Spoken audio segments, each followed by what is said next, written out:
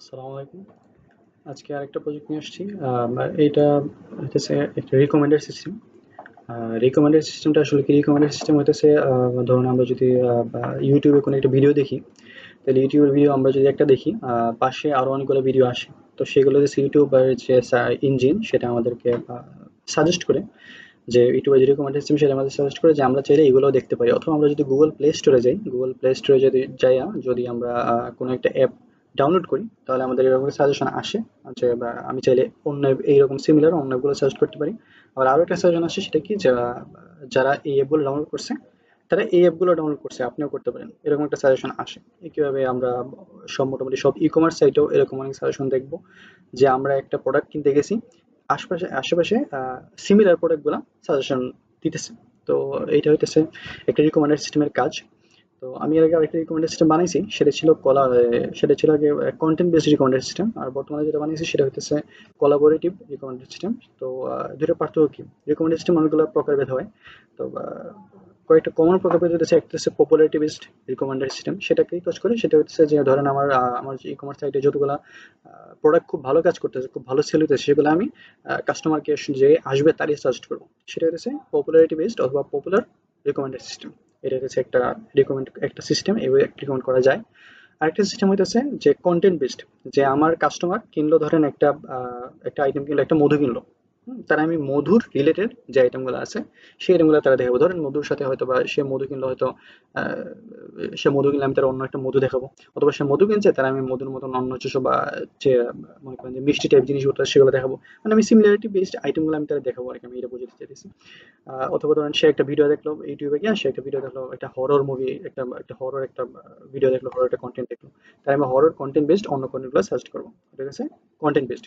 আরেকটা হচ্ছে collaborative collaborative recommend system. সেটা কিভাবে কাজ করে? সেটা হচ্ছে যে ইউটিউব বোঝার চেষ্টা করে যে ইউজারের চয়েসটা কেমন, অথবা যে রিকমেন্ড করতেছে রিকমেন্ড সিস্টেম বোঝার চেষ্টা করে তার চয়েসটা কেমন বা কার মতন, যার মতন তার রিকমেন্ড, তার পছন্দ, তার মতন তারা সাজেস্ট করে। উদাহরণস্বরূপ যদি আমরা বলি যে ফেসবুকে আমার ফ্রেন্ড যে আছে, সে যদি একটা পোস্ট ভিউ করে অথবা একটা পোস্ট রিজেক্ট দেয়, একটা পোস্টে কমেন্ট করে, তাহলে সেই পোস্টটা আমার কাছে সাজেশন হিসেবে আসে।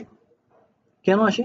কারণ সে আর আমি ফ্রেন্ড, ফেসবুক ধরে নিয়েছে যে আমাদের মধ্যে কমন কিছু আছে বলেই আমরা ফ্রেন্ড, তাই না? আমরা তো পরিচিত বলেই ফ্রেন্ড। তো আমরা যেহেতু পরিচিত, আমাদের মধ্যে একটা সিমিলারিটি আছে, সেই কারণে ফেসবুক আমার ফ্রেন্ড যে জিনিসটা পছন্দ করছে সেটা আমিও পছন্দ করব, এই ধারণা রেখে সেটা আমাকে সাজেস্ট করে। এটা হইতেছে এইটাই হইতেছে মানে কোলাবোরেটিভ রিকমেন্ডার সিস্টেমের একটা ধরন। আরো অনেক কোলাবোরেটিভ সিস্টেম আছে। আর পপুলারিটি বেস যেটা বলছে, সেটার কাজ কি? মনে করেন যে ইউটিউব বা ফেসবুকে মাঝে মধ্যে ট্রেন্ডিং এর বিভিন্ন অপশন থাকে, ট্রেন্ডিং যে ভিডিওগুলো দেখায়। তো সেটা পপুলারিটি বেসড কাজ করে, যে আমরা যে ভিডিওগুলো পপুলার সেগুলো নিয়ে কাজ করে, কন্টেন্ট বেসড হিসেবে বললাম। আর আরেকটা আছে হাইব্রিড সিস্টেম, সেটা হচ্ছে সবগুলো মিক্স করে কাজ করে। ঠিক আছে? যতগুলো ধরনের আছে সবগুলোকে সে একসাথে মিক্স করে, ধরেন আহ, আহ, সে পপুলারিটি বেসড ইউজ করবে, আবার সাথে মনে করেন যে কন্টেন্ট বেসড ইউজ করবে। তো ইউজ করে যে মনে করেন পপুলারিটি বেসড এর মধ্যে আছে যে বর্তমানে টপ 10 এর মধ্যে এইটা, এই দশটা মনে করেন ভিডিও খুব ভালো ভিউ হইতেছে, ওইগুলোর থেকে যেগুলা কন্টেন্ট বেসড মানে কাস্টমার বর্তমানে দেখছে, বা যে ভিউয়ার সে বর্তমানে একটা ভিডিও দেখছে, ওইগুলো একটা ক্যাটাগরির সাথে মিলছে, সেম ক্যাটাগরির ভিডিও এবং টপ এবং পপুলার, সেটা তারা সাজেস্ট করবে। সেটা হচ্ছে দুইটা হাইব্রিড করতে পারে। এরকম বর্তমান যতগুলো প্ল্যাটফর্ম আছে ম্যাক্সিমাম আসলে হাইব্রিড গুলো ইউজ করে, অনেকগুলো একসাথে ইউজ করে। তো এখানের মধ্যে আমি চেষ্টা করছি বিভিন্ন রকম বানানোর। যেমন পপুলারিটি বেস, সেটা খুব ইজি, সেটা শুধু ইফ এলস ফাংশন দিয়ে তৈরি করা যায়। কোলাবোরেটিভটা আমি বলবো না এত কঠিন, মোটামুটি ইজি। একটু একটু টাফ ছিল, আমি বলবো যে কন্টেন্ট বেসটা আমি অলরেডি শেষ করে ফেলছি। তো আমি চিন্তা ভাবনা কোলাবোরেটিভ নিয়ে একটা ভিডিও বানাই।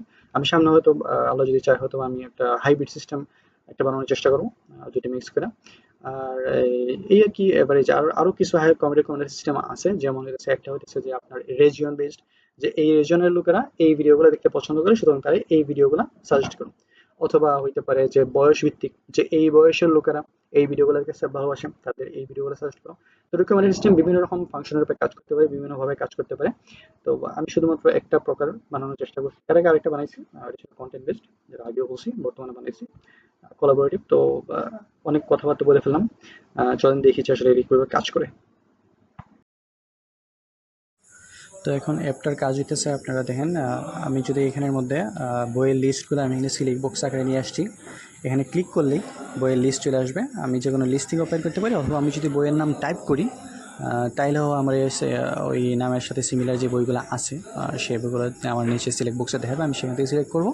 রিকমেন্ডে ক্লিক করলে সে আমাকে জেনারেট করবে যে আমার জন্য আসলে কোনগুলা পড়া যাইতে পারে বা কোনগুলো আমি পড়তে পারি। সেটা কীভাবে সিলেক্ট করবে আমি সেটা আগেই এক্সপ্লেন করছি, যে এখানে সে কোলাবোরেটিভ সিস্টেম ইউজ করতেছে।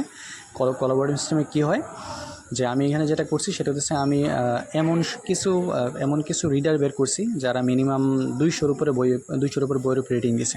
মিনিমাম 200-র উপরে বই তারা পড়ছে, পরে রেটিং দিছে। তাদের মতো একটা দাম আমি দিছি, তাদেরকে আমি রাখছি এখানে সিলেক্ট করে, যে তাদের চয়েসগুলোর আমি দাম দিছি। কারণ তাদের চয়েসের একটা ভ্যালু আছে। ধরেন কেউ জীবনে কখনো কোনো ধরনের শরবত খায় নাই, সে আপনার বললো যে ভাই রুহা আফজা তো অনেক মজা, আপনি কি তার কথা শুনবেন? নাকি যে একজন ফুড রিভিউয়ার, সে সবখানে গিয়ে মনে করেন যে অনেক খাবার দাবার ট্রাই করছে, সে যদি বলে যে রুহা আফজা খুব মজা, তাহলে আপনি বিশ্বাস করবেন কোনটা আপনার কাছে বেশি ট্রাস্টেড? অবশ্যই যার এক্সপিরিয়েন্স বেশি। তো আমি এখানে খেয়াল করছি, আমি এখানে চেষ্টা করছি যে এমন সব মানুষের ওপিনিয়নগুলো রাখতে, এমন সব মানুষ ইউজারদের রিভিউগুলো রাখতে যারা আসলেই ভালো বই বেলে বই পড়ছে। তো এইটা আমি এখানে ফলো করছি। আর আমি বই হিসেবে রাখছি এমন সব বই যে বইগুলো মিনিমাম 50 জনের কাছ থেকে রেটিং পাইছে, এমন বইগুলো রাখছি। তো এই বইগুলো দিয়ে আমি রিকমেন্ডিং সিস্টেমের জন্য একটা গ্রাফ তৈরি করছি। সেই গ্রাফ থেকে আমি পরবর্তীতে ডিস্টেন্স সিলেক্ট করে আমি টপ 5টা বই সাজেশন হিসেবে দিছি। আমি হয়তো বুঝাতে গেলে অনেক কঠিন মনে দিচ্ছি, কিন্তু আমি যদি ইজিলি বুঝাই যে আসলে আমি এমন 200 জন এমন কিছু মানুষ সিলেক্ট করছি, টোটাল 800-900 মতো হয়তো লোক আসছে, হ্যাঁ, যাদের চয়েস আমার কাছে মনে হয়েছে যে না, তাদের চয়েস একটা দাম দেওয়ার মতো চয়েস। এই 800-900 জনের মধ্যে আপনার চয়েস, আপনি যে বইটি সিলেক্ট করবেন, আপনার চয়েসটা রিকমেন্ডিং সিস্টেম বোঝার চেষ্টা করবে যে আপনার চয়েসটা কার সাথে বেশি মিলে, কার সাথে ভালো ম্যাচ করতেছে। আপনার চয়েসটা যার সাথে ভালো ম্যাচ করতেছে, তার চয়েস অনুসারে সে কী বই পড়ছে সেই বইগুলো আপনার সাজেস্ট করবে। তো এটা হলো একটা বেসিক একটা অ্যালগরিদম। এইভাবে আমি কাজটা করছি। তো এই কাজটা কীভাবে করছি আপনারা কোডটা দেখতে পারতেছেন। আমি গিটহাব লিঙ্কটাও দিয়ে দেবো, গিটহাব লিঙ্ক আপনারা চাইলে চেক করতে পারবেন, এবং আমার অ্যাপের লিঙ্কও দিয়ে দেবো, অ্যাপটা আপনারা চাইলে ট্রাই করে দেখতে পারবেন। অ্যাপটা তো দেখলেনি, আপনারা কীভাবে দেখতে পাচ্ছেন। অ্যাপের মধ্যে আমি আমার সাইড বারে আমার সব ইনফরমেশন অ্যাড করছি, যেটা আপনারা দেখতে পারতেছেন। স্টুডিওর সাইড বার টাইটেলে স্টুডিও সাইড বার মার্কডাউন, এগুলোর মধ্যে আমার ইনফরমেশনগুলো রাখছি, আমার গিট লিঙ্ক, তারপরে লিঙ্কডিনের প্রোফাইল, সেটা আমি এখানে ঢুকাই দিছি। তো এই আর কি, আপনারা দেখবেন, জানাবেন, কোনো রকম পরামর্শ থাকলে জানাবেন, কোনো রকম উপদেশ থাকলে জানাবেন। আর আমি নেক্সট যেটা চেষ্টা করছি একটা হাইব্রিড রিকমেন্ডার সিস্টেম বানানোর চেষ্টা করবো, যেহেতু আমি আগেই কন্টেন্ট বেস বানাইছি এবং কোলাবোরেটিভও বানাইলাম এখন, এবং পপুলার বেস যেটা অথবা রিজন বেস যেগুলো, সেগুলো তো খুবই ইজি আর কি, এখানে ওগুলো এখন ধরি নেই। তো এইগুলো চাইলে বানানো যাবে। আমি আশা করি নেক্সট হয়তো ওইগুলো নিয়ে কাজ করবো। আপাতত একটু কি দোয়া চাই। আসসালামু আলাইকুম।